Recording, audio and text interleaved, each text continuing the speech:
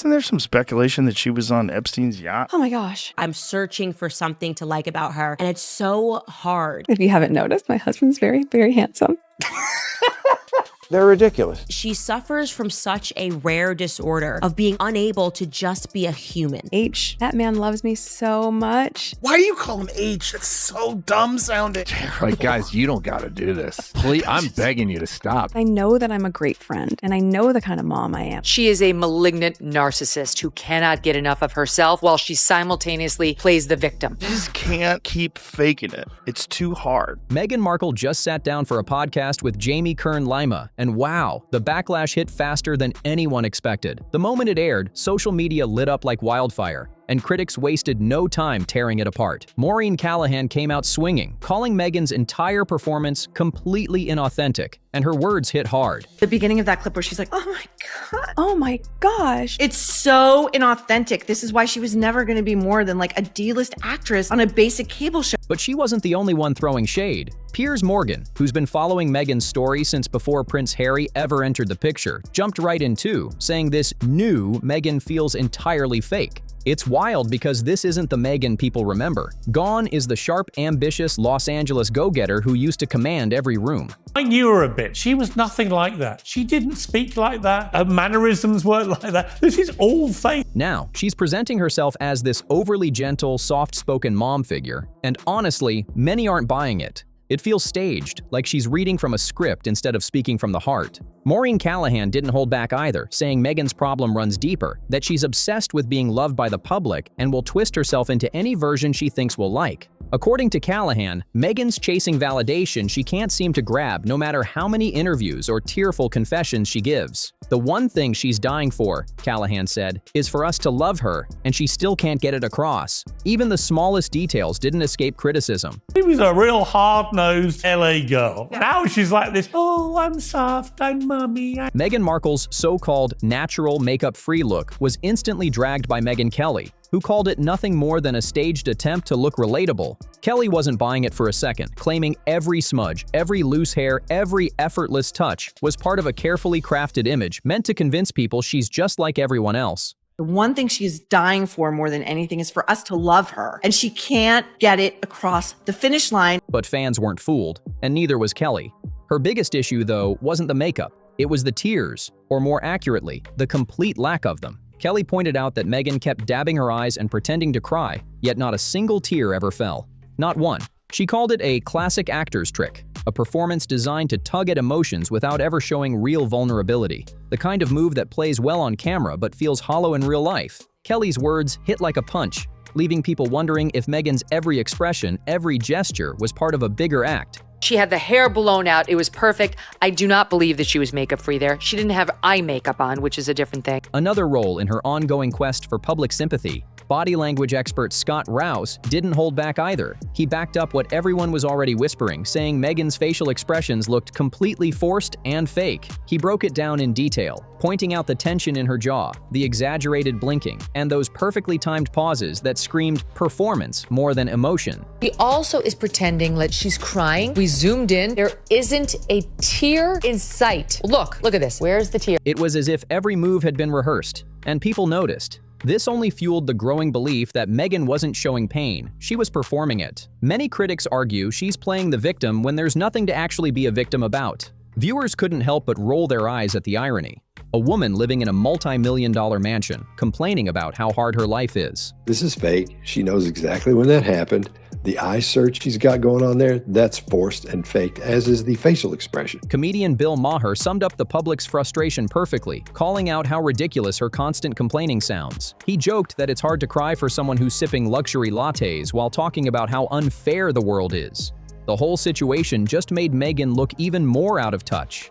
And the sympathy she was hoping for, it evaporated in seconds. The whole thing just feels off. I just think she's crying for sympathy, playing the victim, when there's nothing to be a victim about here. That's what so many people are saying. There's this major disconnect between how Meghan Markle wants to be seen and how she actually comes across. She keeps trying to sell herself as this wholesome, down-to-earth mom, but every word sounds rehearsed. And there's also no sympathy to be granted for this lifestyle that she's chosen to live. Every smile looks practiced. Even the moments that should feel sweet, like when she gushes over Harry, somehow come off strange and forced. He's also a fox, if you haven't noticed. My husband's very, very handsome, she said. But instead of melting hearts, it made people cringe. It felt like another scripted soundbite, not real affection.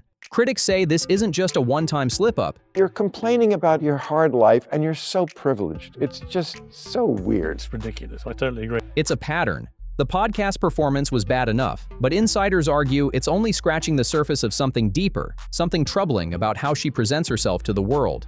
Maureen Callahan didn't sugarcoat it either, calling Meghan a nightmare with zero self-awareness, suggesting that her biggest flaw might be an inability to be genuine on even the most basic human level. And these accusations don't come out of thin air. They're backed by years of whispers about her behind-the-scenes behavior, especially from former staff members who worked closely with her. As Megyn Kelly pointed out, she's trying to sell herself as this wholesome mother who's baking cookies and making tea, but we all know that that's not the truth. The public image Meghan tries to sell just doesn't match the stories told by those who actually knew her. And this is where the story takes a darker turn. More and more people believe Meghan's royal fairy tale was never really about love at all. It was about status and strategy. Megyn Kelly didn't dance around it, saying straight up that Meghan's entry into the royal family looked calculated from day one. According to her, this wasn't a whirlwind romance. It was a well-planned career move dressed up as a love story. He's also a fox. If you haven't noticed, my husband's very, very handsome.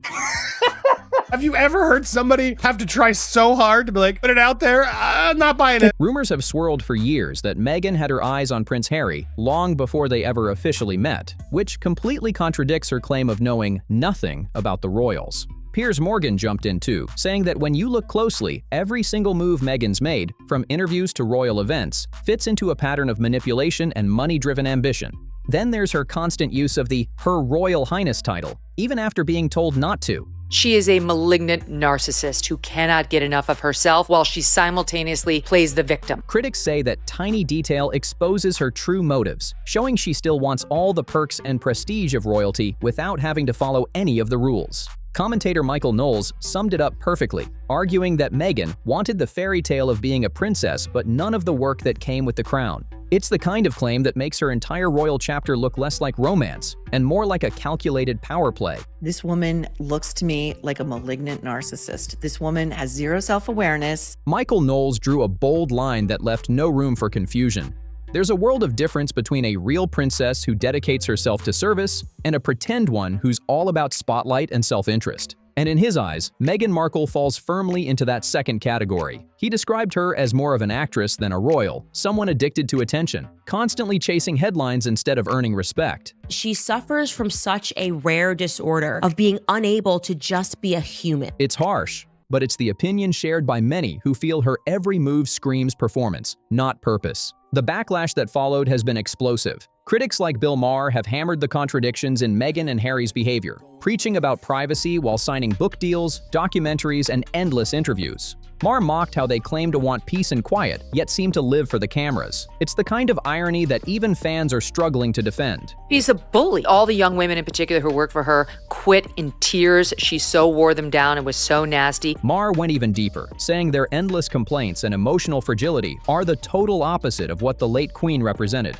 grace, restraint, and unshakable dignity. He argued that if Meghan and Harry had truly learned from her example, they'd understand that respect is earned through composure, not constant outrage. In the end, Maher's frustration cut through all the noise. She's not important. She married for money. It's very clear she bagged the elephant. She was thrilled she became a, quote, princess. He's simply done playing along with what he calls their entitled and nonsensical demands. The message was loud and clear. If you want to be treated like royalty, start acting like it. That frustration isn't just coming from critics, it's echoing across the entire world. Millions of people are fed up with being told to accept Meghan and Harry's story as unquestionable truth. Denied being interested in the royal family, which she totally was. I know someone who knows the ex-husband who said she had a vision board with Prince Harry on it. Viewers feel like they're being force-fed a victim narrative that just doesn't add up, and the more the couple talks, the less believable it all sounds.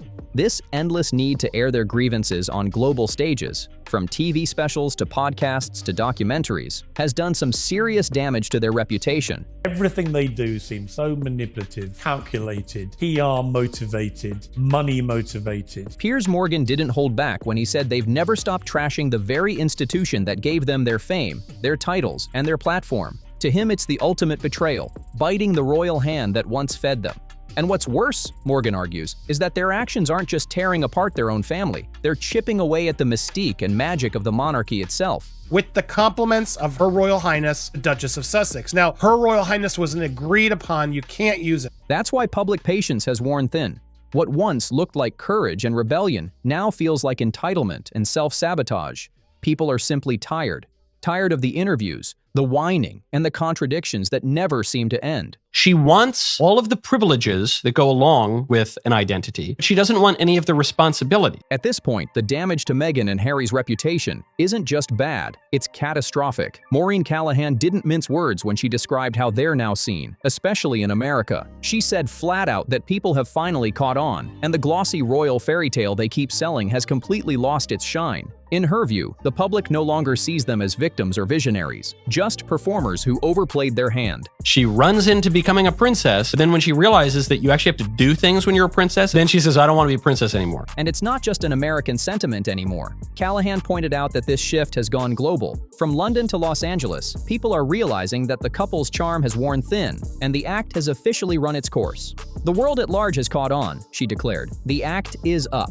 She went even further, saying that Meghan and Harry will never be able to convince people they're authentic again. To be a real princess is to focus your life on the service of others and to restrain your individual desires. The trust is gone, the illusion shattered. They'll never convince America, Callahan warned. And judging by how cold the public's become toward them, she might be absolutely right. To be a pretend princess is to totally indulge your selfish desires and do whatever you want and be glamorous and live for the tabloids. Critics like Maureen Callahan are certain about one thing. Meghan Markle's obsession with the spotlight isn't going anywhere. No matter how many projects flop or how chaotic her personal life gets, her need for attention will always pull her back into the headlines. Callahan argues that Meghan feeds off publicity, good or bad, because disappearing from the public eye would mean losing the very thing she craves most: relevance. You can't be, these people were so mean to us and we don't want all this attention, and then we write a book about how much we don't want attention. Michael Knowles took it even further, saying the real issue isn't the scandals or the interviews, it's that for all their grand speeches and flashy projects, Meghan and Harry rarely have anything meaningful to say.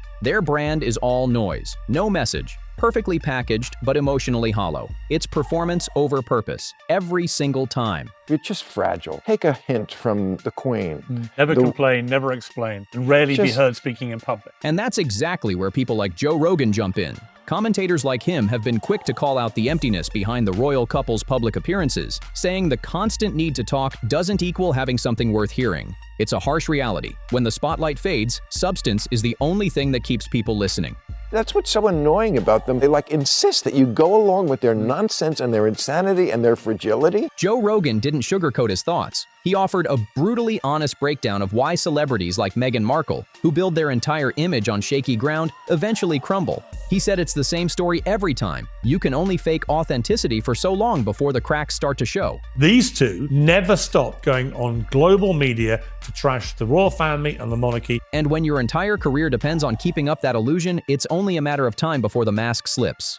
Rogan summed it up perfectly, saying, "You can only maintain a public facade for so long." And each time they do it, they chip away the mystique and the magic and the popularity. And that's why I despise them. Eventually, the act becomes exhausting, the energy runs out, and the truth starts leaking through no matter how carefully you've built your image. He compared it to holding up a house of cards in a windstorm. One false move, one exposed lie, and the whole thing comes crashing down. What do Americans really think of Harry and Meghan? We despise them. In Rogan's words, when fame is built on performance instead of passion, it's not if it collapses, it's when. This public downfall hasn't just hurt Meghan's image. It's dragged back some of the darkest and most scandalous whispers that have followed her for years. Will never convince America. The Brits are onto you. America's onto you. The world at large is onto you. You're never going to convince anyone that you're authentic. Joe Rogan didn't shy away from addressing the unconfirmed but widely circulated rumors surrounding Meghan's past, including those speculative links to high-profile and controversial figures like Jeffrey Epstein and Prince Andrew. She is never going to go away. They could divorce. She will never go away. He didn't claim proof. But he made it clear that when your reputation is already on thin ice, even whispers like that can be explosive. After all the chaos, the awkward podcast moments, the fake tears, the on-camera contradictions. If you want to be a public figure who is a thought leader, you need to have at least something to say. And the harsh public takedowns from names like Rogan, Meghan Kelly, and Maureen Callahan. People are starting to wonder, what's actually left of the Sussex brand anymore? That's why a lot of these celebrities that start these things, they can't keep up. You know, like the Meghan Markles. The shine has faded, the sympathy's gone, and the world has grown skeptical. We've seen an endless flood of critiques, accusations of narcissism, claims that Meghan plays the victim, and observations that both she and Harry seem more and more detached from the reality of everyday people. The couple who once promised to change the system now look like they've completely lost touch with the very audience they wanted to inspire. You just can't keep faking it. It's too hard. At this point, the entire saga feels like a wild cautionary tale, a brutal clash between royal tradition and Hollywood ambition. It's a story of crowns colliding with cameras, where every move meant to protect their privacy somehow turned into another headline-grabbing spectacle. Isn't there some speculation that she was on Epstein's yacht? It was like photos with her and Prince Andrew way back in the day when she was like in her early 20s. The contradiction is impossible to ignore. They demand space from the spotlight, yet never stop running straight back into it. So the big question now is, has this been Meghan and Harry's permanent fall from grace? Has their once glittering brand finally hit the point of no return? The trust is broken, the admiration has faded, and even their most loyal supporters are starting to question what's real and what's just PR spin. Or maybe, just maybe, this is only the setup for another chaotic chapter, a desperate rebrand waiting right around the corner. Because if there's one thing history has shown us, it's that the Sussexes never stay quiet for long. Can they ever truly win back public trust after so many missteps? Drop your thoughts in the comments. This story is far from over.